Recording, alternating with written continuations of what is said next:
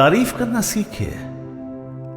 खाना अच्छा या बुरा नहीं होता, खाना अच्छा या बहुत अच्छा होता है। खाना तो खा लिया और रोज खाते हो, वो बनने में क्या क्या लगता है ये भी जानते हो। खाने में नमक ज्यादा है क्या है कि मुंह सिकोड़ते हो।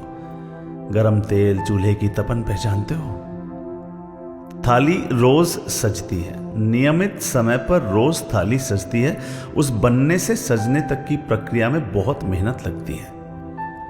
कमर की अकड़, सब्जी वाले को पकड़, उस आंच की तपन, वो कारीगर सी लगन, वो स्वाद लाने के हजारों जतन, बस खाके आपका खिल उठे मन, इस इच्छा से रोज थाली सजती है। उस बनाने वाले की सराहना कभी कर दो,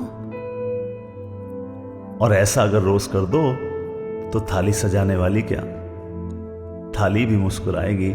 सच